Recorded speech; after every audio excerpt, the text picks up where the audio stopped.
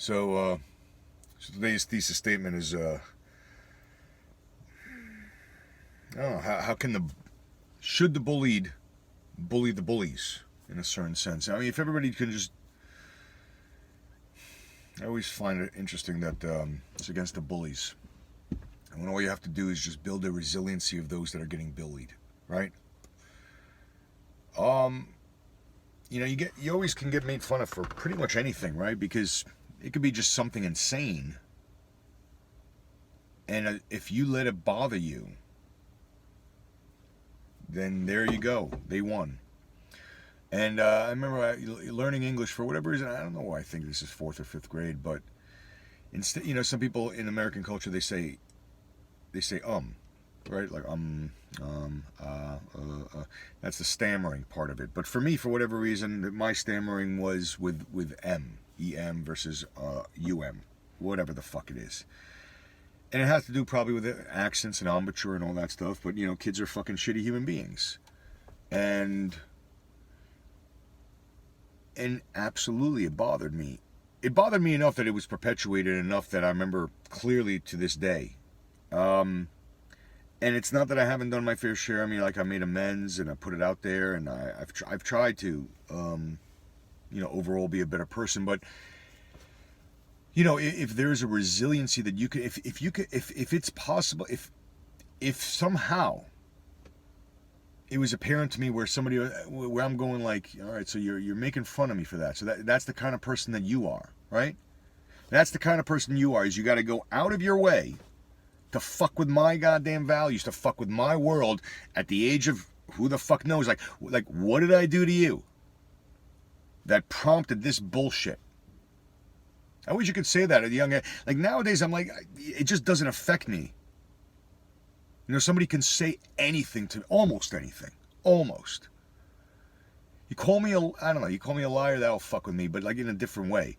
But back then, it's just like whatever will get to me, and it's not that I didn't jump the bandwagon getting on other people. I don't know, I don't know what started what. I don't know. I don't know where it start. Where does it start from? From other people getting retribution, but they can't get retribution against the people that did it to them, so they got to go fuck with other people, and somehow mentally in their minds it'll work. Is that what it is? Is that like we're subconsciously taking it out on other people?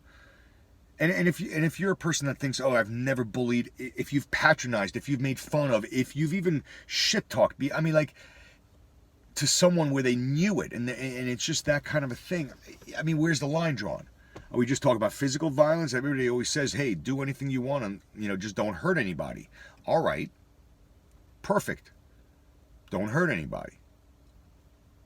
And then people get their feelings hurt. Now you got to be responsible for how other people feel. And to what degree is anybody responsible? Because, you go to a comedy show, you understand that they're going to make fun of you, potentially, if you're sitting in the front row. I mean, that's just fodder right there. Or if you heckle, which only an insane person would do that. But when you're young, what is it, like a pecking order dynamic? It's so almost like animal, emotional. And I think emotional people are very honest, right? I mean, it is what they feel, right? And I don't know, what does it take? How many pointing fingers does it take? How many boos? How many times why is it the tone? Is it the fact that they can get other people to laugh? I don't know. What is it about it? Besides for the physical violence, because you can be bullied mentally and emotionally by classmates. I mean, we've seen this. If we could just make those kids resilient, just don't do it. If they just kind of like just could take a hit. Could take the hit emotionally, mentally. Let's hope it's not physical, because then it just gets into damage. But could take the hit, and they just look with bewilderment at who it is. It's almost like if a 4-year-old like tries to take out an adult, or maybe a 9-year-old, right? It's always amusing to me when a 9-year-old like manages to annoy an adult. That's always funny, right? If you're over 20 years old and you're annoyed by a 9-year-old, you gotta, I don't know, maybe I'd have to expose myself to more 9-year-olds. It's almost like you gotta just play it straight, like nothing, like Teflon or Kevlar, or like the gates are up. It just, they don't understand, like, all right, shut down the emotion. You're gonna poke me with a fork? Really? And then you just fucking grab the fork away from them. But 9-year-olds, you know, they do crazy shit to each other, right?